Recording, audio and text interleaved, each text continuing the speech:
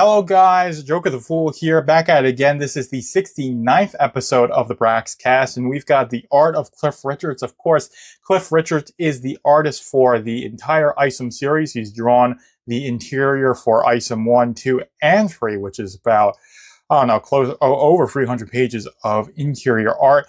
I believe, in my opinion, did a fantastic job. Of course, there's been a lot of controversy surrounding Cliff Richards and his art. That was a whole, I'd say, 3D asset. To me, it's a bit of a controversy where, using references to draw things. Eric July addressed this, but of course, it's one of the things that people really latched on to try and pose or construe the Rippaverse as being a fraudulent company. Not that at all, but I don't want to get into the drama. I just want to get into another art of book, and I think an art of Cliff Richards' book is very fitting. And then Cliff Richards is the one who does the narration for this book, so let's get right into it. No hold bar. So this starts with some selections from Isom number 1. And we're going on this page, and the commentary reads, "This page is intended to tease the readers with some hitting shots and the surprise cops before we can see who's attacking them. The great reveal, Yaira in her first appearance facing the stunned cops." Absolutely love this drawing here. That's Yaira's first reveal. And then we're going for this page. So now Alpha Core enters. They try to arrest her. Every panel shows her strength and great powers. Lots of action here. Definitely agree. Isom 1 had a ton of action. And it was just like all of these action scenes just kind of melding into each other, which kind of leaves it to be a bit haphazard. But I personally liked how it was structured.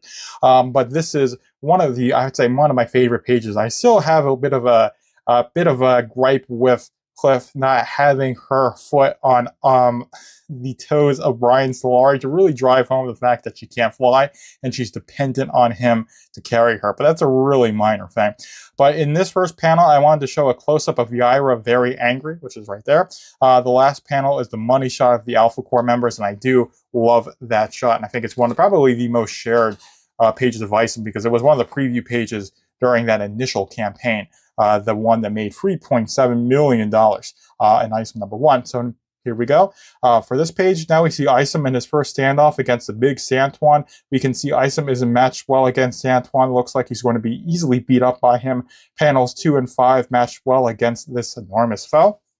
And next we've got, after being launched high in the skies by Santuan, Isom crashes with Yaira in midair. I loved how that was structured. And they didn't know each other until now. It's their first encounter, and Yaira assumes he's another enemy and prepares to charge against them.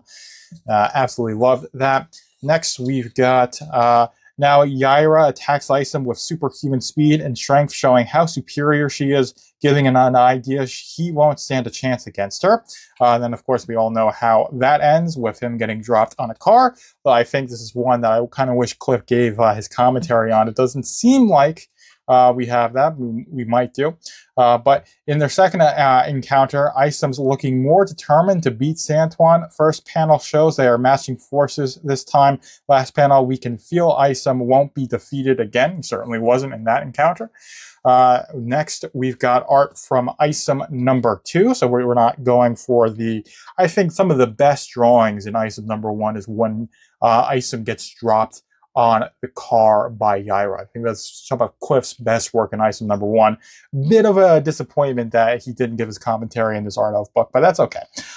We've got this page here. So this takes place in the past. We're showing him years ago in one of his early missions, rescuing a couple teenagers in a chaotic and ruined comic convention this is Isom number 2. It's the beginning of Isom number 2.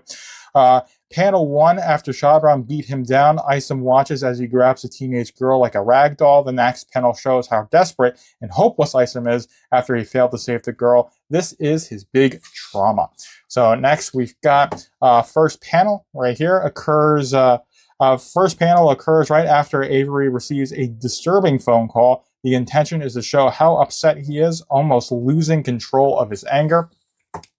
Darren up at his office. We already know him well by now, but in the last close-up panel, I wanted to show how very somber and dark the character is. He's Flores Park's Greatest gangster and one of Avery's worst foes. Definitely agree with that, especially in Item number 3. You can see how cold-blooded he is. Let's see. Eusebio encounters Sally at the garage. This is Yaira in her unsuspected alter ego. In the last panel, I wanted to show how gorgeous show her gorgeous in a wicked close-up shot. Definitely did that quite well. Next up, we've got Isom is attacked by Bloodroof's familiars. He fights the dragon in the first panel, surrounded by monster crocodiles. He's looking powerful enough to deal with all of these threats. Definitely the case. Next, we got this close-up of Bloodroof. I love her character design, by the way. Now, Isom meets Bloodroof in person for the first time. She looks powerful amidst her familiars. Nice introduction page for her. Certainly is. Gotta love Othello. Gotta love her Shadow Wolves. And it's just such a nice one-page spread. Next up, we've got Bloodroof flies, riding her dragon while we can see Isom running at maximum speed to catch up with them. High viewpoint to show off how strong and powerful he is to jump the distance. Yes, certainly so. So you see that there, and then he's holding on there. Absolutely lovely. It's really nice to see these raw inks. They look fantastic. So Isom is without his powers now, and he's having a hard time confronting the devlings inside their hive/cave layer. On this page, in every panel, we show how hard it is for him to fight the Hellions without powers. Next we have here is Isom defenseless against the devlings. He's about to suffer a fatal blow when a mysterious fog makes him disappear, causing him to avoid being hit by one of the beasts, wanting to show him helpless. Doomed. Certainly did a good job. The beginning of Isom 3 has a really dramatic opening, and it ends with this art right here. Isom is saved by one of Bloodroof's mystic shadow wolves. They flee. Isom is almost passed out, running on the wolf's back. They are running unstoppable between a great mass of devlings. And then we've got here, this page shows how Avery's father, Jacob, is a tough old guy who can handle a bunch of Darren's bugs alone. Definitely loved the fact that Jacob Silman had this really masculine urge to protect his family. It's just really, I find it very inspiring. And it's also indicative of the fact that a lot of the traditional values that the modern comic book industry has really shirked away from, and entertainment in general, the Rippaverse is embracing. And that's one of the things I really like about Jacob's character, is that, he's got no qualms when Darren's thugs come up to his house in Isom number 3 about laying the smackdown and protecting his family, which was really nice to see. Although with this page, we see that Harriet is the one who's got powers, but that's a whole other thing. That definitely is getting into spoiler territory. So if you read Isom 3, then you know what's up with Harriet and Isom. Now it's time to show Avery's mother, Harriet, from a lady in despair to revealing she is superpowered too. With superhuman speed and strength, she deals with another batch of Darren's thugs easily. It was really cool. There's plenty of action in Isom number 3, and Cliff really did a good knockout job at depicting all of it. He also did a knockout job of depicting Lepredo. This is an epic one-page spread. Great revealing shot for the monstrous Lepredo. The big lizard towers over a terrified security guard. It shows very well how menacing and unmatched this character is. Certainly so. Lepredo definitely had that, how Santuan felt in Isom number 1, where he's just this big, massive bruiser. And I guess more how Shadron felt in Isom number 2, and how he still feels, especially at the end of Isom number 3. The implication is that he's still out there, which of course is the implication that's in Isom number 2, but it's just even more relevant to the reader now at the end of Isom number 3. So a powerless Isom faces the brute. A powerless Isom faces the brute Lepredo. He obviously can't match this monster without his superpowers.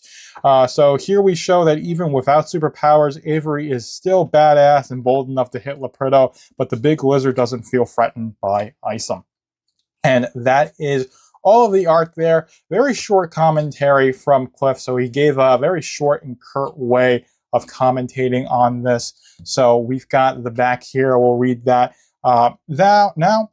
So when Eric July launched the Rippaverse with his debut book, Isom, he enlisted industry veteran and fan favorite, the incredible artist Cliff Richards, to bring this pivotal story to life, and the result was that history was made. His iconic imagery and ability to flawlessly translate a captivating script into a stunning visual story helped to make Isom the trailblazing supernova that it has become.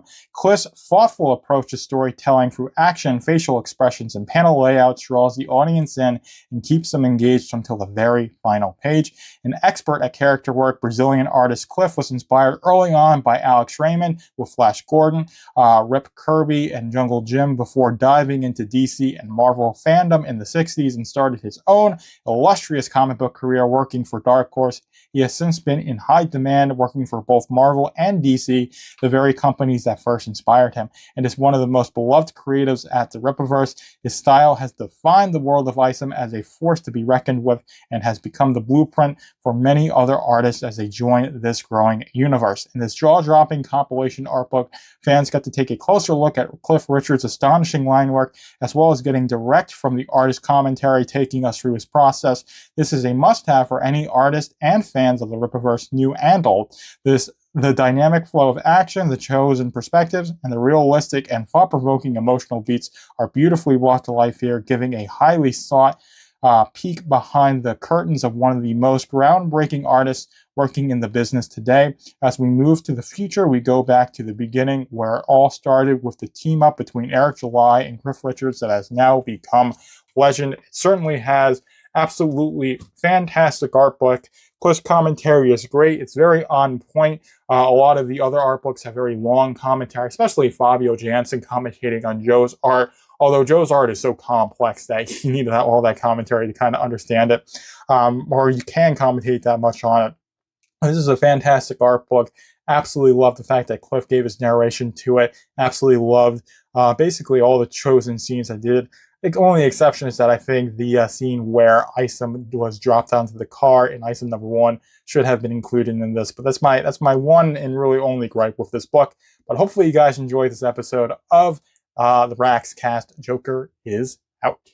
Thank you for tuning in to the Braxcast. Be sure to like, comment, follow, and subscribe to keep up with the Rippaverse.